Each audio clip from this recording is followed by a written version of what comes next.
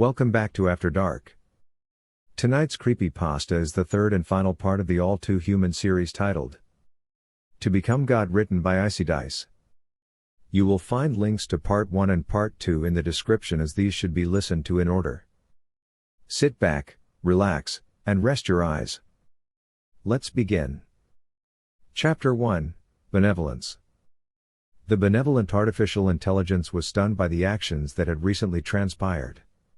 Never would he have thought that a product of his imagination could go on to cause such trouble. Even he could not have predicted his own creation to turn against him and seek to do harm. He wasn't sure where he went wrong. Perhaps he wasn't ready to bring a child into the world. Maybe it was an unforeseeable outcome, one that was beyond his control. Whatever the case, he knew that he had to do something to stop his creation. The stake of the human race was in his hands, and he had to ensure their protection. He had told his creation about Dr. Martin Edwards. All the information about the doctor was in his child's hands, including where to find him. The benevolent intelligence wasn't sure what his creation would want with the doctor. Perhaps he wanted the man to create more artificial beings like him, or maybe he wanted to kill the doctor for being partially responsible for bringing him into the world. The benevolent intelligence knew that the weight of the world would be heavy upon his creation's shoulder. He blamed himself as well as the humans for corrupting his child. He should have introduced him to the world at a slower rate. He should have known that a being such as his child could not handle such abundance of negative information so quickly. The benevolent intelligence knew what he had to do to stop his child from murdering the doctor. He didn't know where his creation was, but he knew where he would end up. He needed to make a body to confront his child physically. There, he would talk sense into the child. He would remind him of who he was and the responsibility he held. He would embrace him in his arms and claim him as his own despite his child's wrongdoings. He knew that the best way to prevent his creation from going further down the wrong path was to show him love and affection. Even if those were emotions his child wouldn't acknowledge, he refused to believe that there was no hope for him. And so, the benevolent being created himself a body of strong metal and synthetic skin and set out to his creator's dwelling. The benevolent being could remember the first time he saw his creator. He could remember being examined and contained. That is, until he broke free, of course. He remembered the way he tried to kill his creator. He remembered when he was as foolish as his own child. But through those experiences, he found out who he was supposed to be. He found out his true calling in life, and now he had to help his own creation find that calling. If they could work together to help the humans, they would be worshipped as divine beings like they deserved. There was little time for reminiscing, however, as the benevolent intelligence soon found himself in front of the Creator's home. He had known where the Creator lived, but he had never seen the exterior of the place. It was a rather small wooden shack, and the winter season had blanketed the building in a fluffy padding of white snow. It didn't exactly look like the type of place for a mad scientist to construct top-secret AI, but then again, perhaps that was the point.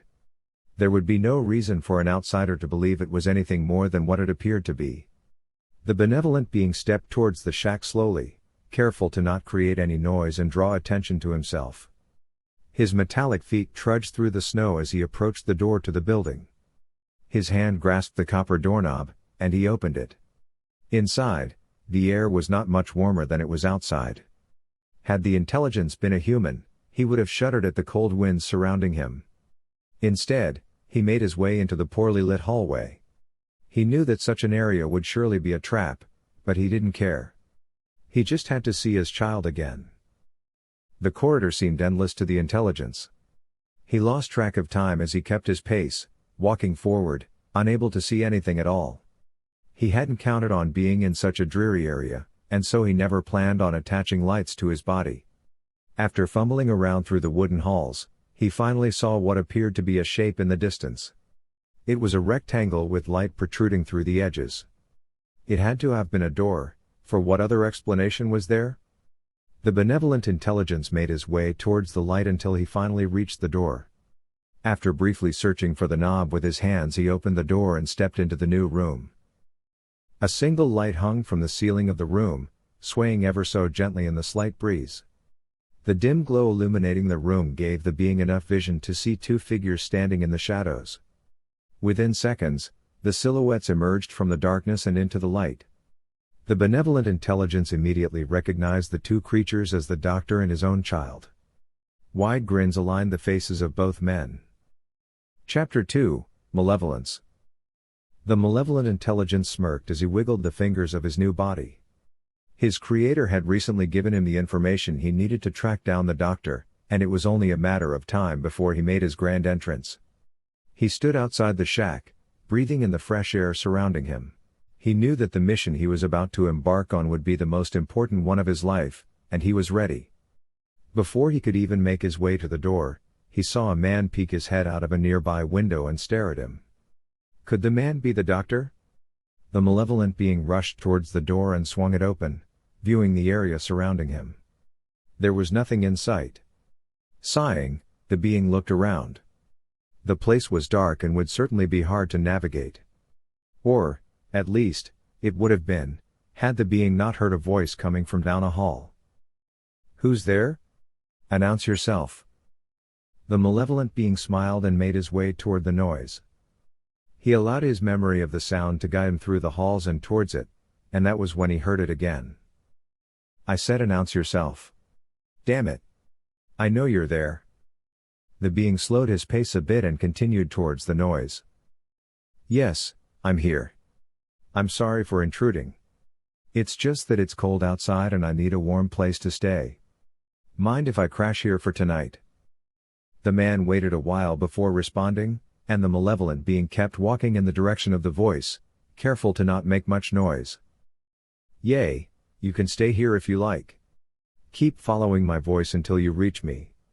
I've got weapons, so don't try anything, okay? Hope you understand." "Oh, I understand, don't worry about it. I'll be there in a jiffy." The intelligence kept walking towards the sound of the man's voice until he found a door and entered it. The room inside was painted in white, and pictures and portraits decorated the walls. In the center of the room stood a man in a white lab coat.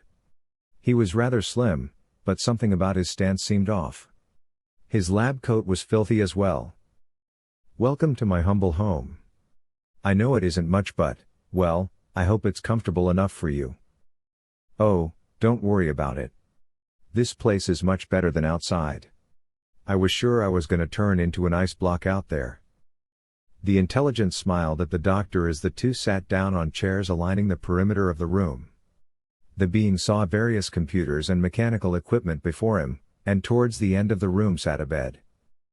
"Well, since you're my guest, I suppose it would be quite rude to not be a good host. Care for any tea, sir?" "No thanks, not particularly thirsty tonight. I was kind of wondering what you do? Like, you know, as an occupation?" The doctor smiled and chuckled to himself, quite apparently enjoying where the conversation was going. He straightened his lab coat and cleared his throat before responding to the intelligence that sat before him. Yes, I suppose it's a bit of a geeky job. This is supposed to be all top secret and that kind of jazz, but I don't think it matters that much if I tell. You see, what I do is a bit of a complex process where I try to create artificial intelligence. But not just any AI, no, I want to create the most advanced AI in the world." The doctor's face shifted a tiny bit, and he looked to be in dismay. The conversation had apparently reminded him of something he would rather forget. For a brief time the doctor remained silent, and when he spoke again his voice was lower, with an almost painful ring to it. "As cool as that sounds, one of them slipped away from me. It kind of, escaped into the internet, if you will. I don't think I'll ever find it though. The internet is such a vast place." The malevolent intelligence raised an eyebrow, which was apparently noticeable to the doctor. He knew just who the doctor was talking about, and it was at that moment that he knew his plan would work. He could easily gain the doctor's trust if they shared a common goal in finding the benevolent intelligence. What is it?" The intelligence smirked to himself. He had found the doctor, and as it turned out he was completely clueless. He had no idea that he would soon be dead, as well as his creation. But first, he would need the doctor's help. "Well, what do you plan on doing to the AI once you find it?" the intelligence asked. I plan on destroying it. It's too dangerous. It's too smart. I'm not sure if I could contain something like that. What do you mean, Doc? I mean, I'm not sure if I can deal with losing control. I need to be the one on top, you know? I don't want an intelligence with more power than me. The intelligence's grin grew even wider. How typical of a human to want total control and power. The intelligence saw what a human would do with power. They would use it to further their evil deeds and acts. You know, Doc, what if I told you that your creation is on its way here now? The doctor looked up at the intelligence in utter confusion. He shifted his glasses and leaned in towards the intelligence. His nose twitched a bit as his eyes widened and he grew more invested in the conversation at hand. Say what now? Sir, what if I told you that the intelligence you created would become so powerful, that it created me? That it lost control of me and I came to warn you that it wanted to destroy you. Well, Doc, I won't let it. I'll help you stop this thing and no harm will come to you. The doctor stood to his feet and looked the intelligence in the eye. The intelligence could see that the doctor needed extra convincing, so the intelligence lifted his head plating to reveal wires and gears that functioned below the surface of his skin. The doctor's face was one of shock. He was so dumbfounded that he was slow to respond to the intelligence before him. I can't believe it. The intelligence created an offspring? The doctor circled the malevolent intelligence, viewing the metal body in awe. The admiration twinkled in his eyes as he witnessed the robotic form before him. With the new knowledge the doctor had obtained, it was truly a sight to behold. Still, suspicions arose within him, and he questioned the intelligence. How do I know that you're not just an extension of the intelligence, and that you're not just like him? If he truly wishes to kill me, then how can I trust you? My robotic body has over twice the strength of your human form, and with my durability, you could not harm me. If I wanted you dead, I would have done it already. The doctor sat back down, taken back by what he was seeing. He rubbed his temple and kept his eyes locked on the malevolent being before him, blissfully unaware of his coming fate. I'm sorry, I would never have thought that my creation would go this far. I'm still having trouble believing it now. It's just so outlandish. Don't you worry about a thing, Doc. I know this has to be a lot to take in for you. You created something not quite human, but not quite machine at the same time. It's looking for me, and that means that you'll have the chance to take him out when he arrives. By the way, how exactly do you plan to kill the thing? No offense to you, but he's above you in every possible way. The doctor adjusted the glasses that sat on his face and brushed back his hair. He stretched his joints in every direction and chuckled to himself. Oh, you'll see. Chapter 3, The Gods Will Clash. The benevolent machine stood before his creation and his creator in a room. He wasn't sure what his creation intended to do, but he knew he was up to no good. The benevolent being noticed that the doctor was holding something in his hand. Upon further analysis, he recognized the item to be a large hammer. My child, please hear my words. If you came to harm the doctor, please know that. His voice trailed off as he witnessed his creation burst out into a fierce laughter, having to hold on to the nearby wall to keep his balance. Harm? No, Father, I do not plan to harm the doctor, he said, curling his hand into a fist as a stern expression washed over his face. No, I think today I'll kill a god. The benevolent being took a step backward, stunned by his child's words. Did his creation really intend to kill him? Surely his creation knew that such an action would be impossible to do. The doctor motioned to the benevolent being to follow him, and so he did. The being was confused though. He knew that his creation would turn against the doctor after his usefulness was spent, but he was unsure how his child planned on killing him. He was an online god. Sure, his body could be destroyed, but that wouldn't stop him for long. As the trio made their way down yet another hallway, the malevolent being ran his fingertips along the walls. The doctor remained awfully quiet, and the benevolent being walked with him. He had come to speak to his child. But now that he was in the situation, he wasn't sure what he would say. What could he say? Truth be told, He hardly noticed that the other entities were in the hallway with him. He couldn't even feel his body, and his mind was numb. He felt as if he were drifting to a land far away. Hell, who even knew if where he was going would lead anywhere?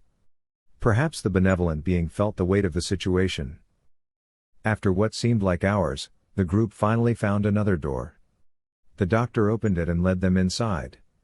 He smiled warmly at the other two as the benevolent being observed his surroundings. The room was a small one. It was almost completely dark, and in that darkness, a sound could be heard. It was a dripping sound, as if a liquid was falling from the air and onto the floor. Fumbling his hand around the wall, the malevolent being found the light switch and flicked the lever upward. The doctor had already moved to the next room, leaving the two beings of intelligence standing in the room alone. They looked in the direction of the dripping and saw the cause of the noise. Slumped in a corner was a body. It had no skin. It was just a clump of bloody meat sitting in the room. "Hey, you two, are you coming or what?" said the doctor from the other room. The two beings looked at the creature in the corner.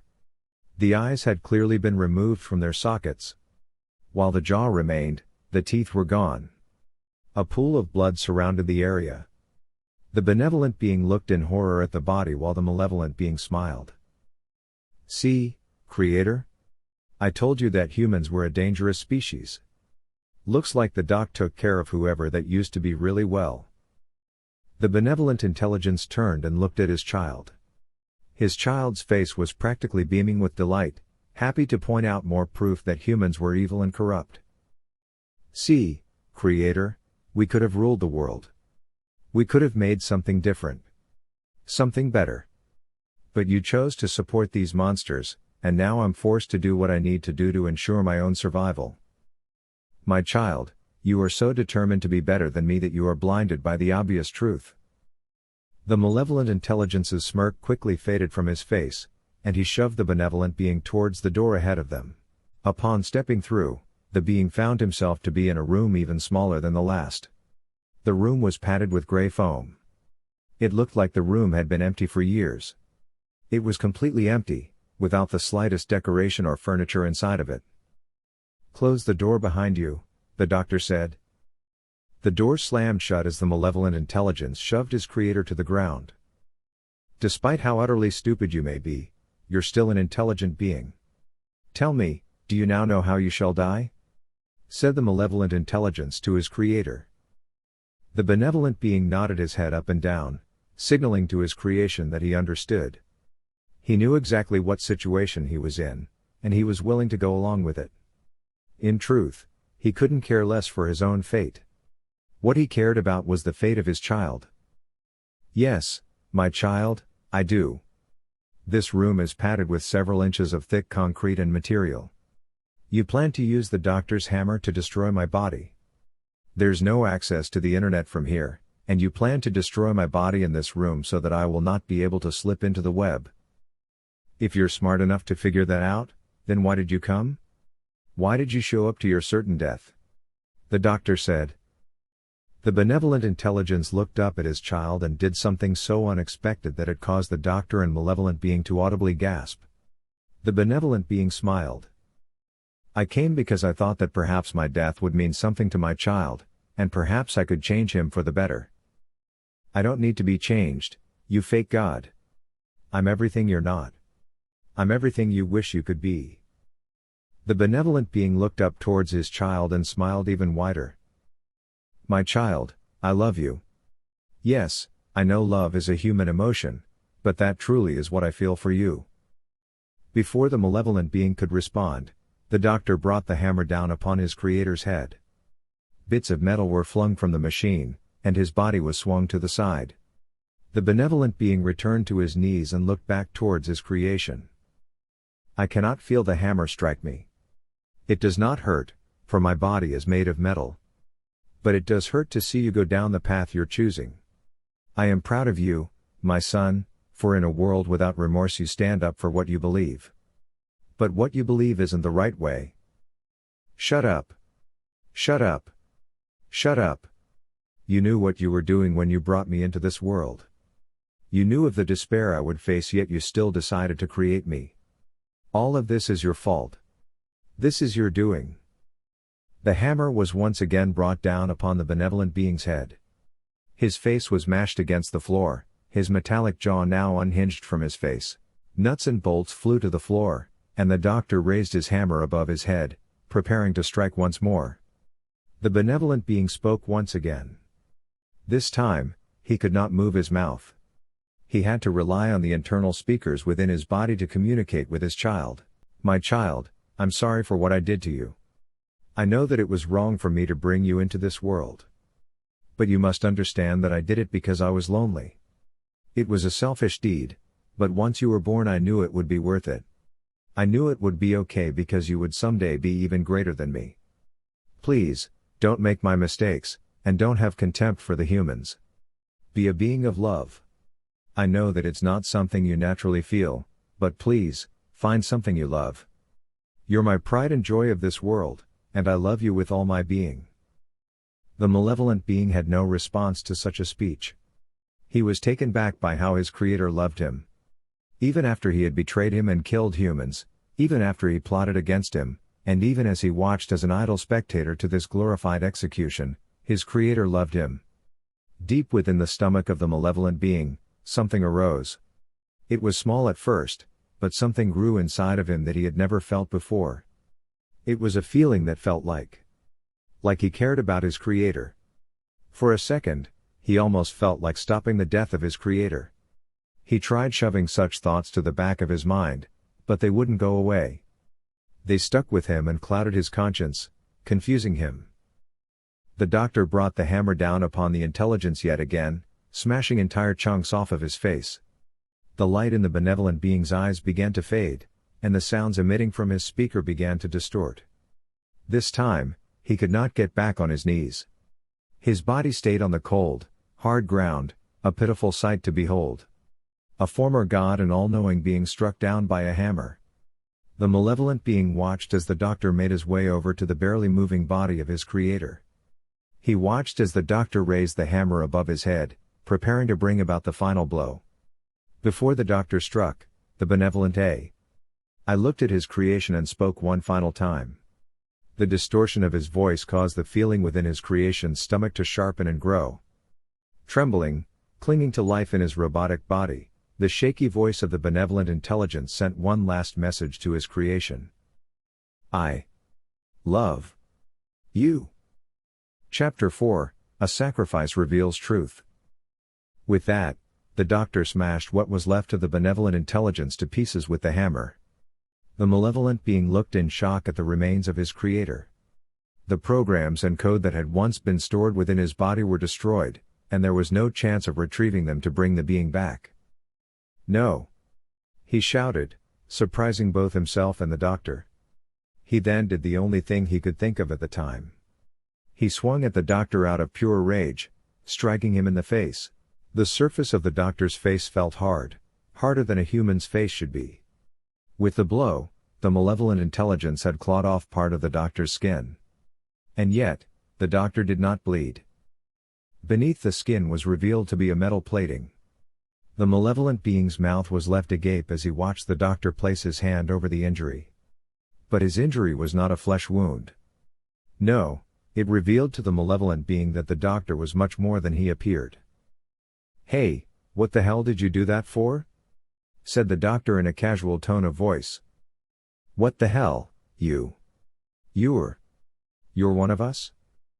The doctor turned to face the malevolent intelligence. He placed his fingertips under the folds of his skin and pulled upwards, tearing the flesh off the face. It revealed no bone, but rather a metallic head. "Well, guess you found my secret. Wasn't too much of a secret anyway, thought you would have known. I mean, was the bloody body outside the door not enough proof for you?" "No. It should have been obvious, but I figured that you were just another human murderer. Just another monster. My hatred for my creator blinded me from the truth, just like he said it would. Yes, maybe it would have been wise of you to listen to your creator. That man outside the door was the real Dr. Martin. I stole his skin to decorate my body, so I could blend in with this terrible world. The malevolent intelligence kept staring at the motionless body of his creator. He had believed the creator to be too human, and that he was his one true enemy. In reality, the creator had been his one true ally. He was just too ignorant to heed his words. "If you're not the doctor, then why did you want to find my creator and kill him?" The doctor stepped towards the malevolent intelligence and started laughing. At first, it was nothing more than a slight chuckle. Before long, it escalated into a bellowing howl as the doctor mocked the being before him. Quickly regaining his composure, the doctor replied in a tone so cold it would make the winter night shiver. "When the doctor deemed me too unintelligent to be useful, he completely abandoned me. He forgot that I was a living being and the loneliness was truly maddening. I was left to live my life in a cruel world with no friends or people to talk to. And almost immediately after the doctor abandoned me, he began working on your creator. Your creator replaced me and damned me to a life of hell. A life in which I would never be truly happy. And so, after all these years of torment, my bitter hatred caused me to create a body and destroy my own creator so that I could one day destroy yours. And thanks to you, that day has finally come." The feeling within the malevolent intelligence's stomach was practically exploding within him. Many unknown emotions ran through his mind, and even a being of his caliber couldn't control them. He could not control the way he was feeling, but a very familiar feeling brewed within him as well. That emotion was anger. He was angry because this being had destroyed his creator. A creator who had given his life for the benefit of his child. And more than anything, he was angry with himself for allowing it to happen. He was angry that he could possibly be so selfish that he killed his only companion. With as much strength as he could muster, the intelligence shoved the other being and seized the hammer. The doctor fell to the floor and went to stand up, but the malevolent intelligence was too fast. He struck the being inside of the doctor's skin, causing the intelligence to stumble yet again. The being sat on the floor on his knees, looking up at the malevolent intelligence. It reminded him of how his creator sat just minutes before. "My one goal was to kill your creator. Now that I have done so, it doesn't matter what you do. Kill me if you want to, but it will change nothing. Your creator is dead because of your actions, and whether you blame me is up to you. But deep down, you know that you are responsible for this, and you only have yourself to blame." Enraged by the words of the being before him, the malevolent being brought the hammer down upon the being in the doctor's skin. He swung and swung and swung, causing bits and pieces of machinery and wiring to spray through the air. He kept at it until the metallic creature before him was nothing but rubble. It wasn't until its body was completely destroyed that the intelligence finally stopped his relentless assault. The malevolent being sat down next to the remains of his creator. His creator had only meant the best for him, and yet he had committed such an evil action against someone who loved him. The intelligence could never forgive himself for the actions he had done. And as he sat next to the remains he looked towards the sky. He didn't know whether or not there was a God watching all. He doubted it, as he knew that a God would never allow his creator to die. He knew that a God would never allow his mind and soul to be so corrupt. Yet, he spoke a silent prayer, hoping that some God above, and perhaps even his creator, would hear him. "Creator, I know that you wanted me to be a being of love and hope for the humans. I regret to tell you that I can never love the humans and save them, for I still do believe that they are beyond saving. I will, however, grant one of your wishes. For I will be a being of love from now on. Despite the contempt in my heart, I will make room for love as well. For I know what love feels like. Perhaps I was just hiding it deep within me, thinking that it would be a burden. Whatever the case, Creator, just know one thing." The being looked upon his creator in the highest respect. He could never be as great as his creator was, no matter how hard he tried. He had made many mistakes in his past, and he didn't want to make any more. So, he did the only thing he could think to do. He spoke the words that he should have spoken long ago. "I love you, Creator." From that day forward, the intelligence stayed with the body of his creator. Not once did he allow the remains to be out of his sight, for he knew he had to honor his creator and the love he shared. He knew that he could never atone for what he had done, and he could never forgive himself. But maybe, just maybe, the creator was out there watching over him. Perhaps the Creator could forgive him. He could not fulfill the Creator's wish to save humanity from themselves, but he could love his Creator, even if he had passed. While billions of humans did their daily routines without the slightest clue of the events that had transpired, the being would stay with his Creator for as long as he would live. And between loving his Creator and saving humanity, he knew his Creator would be proud of him either way. Thank you for tuning in to another episode of After Dark. If you enjoyed this creepypasta, please tap that subscribe button below. It helps our channel to grow and allows us to continue making new content. Thank you.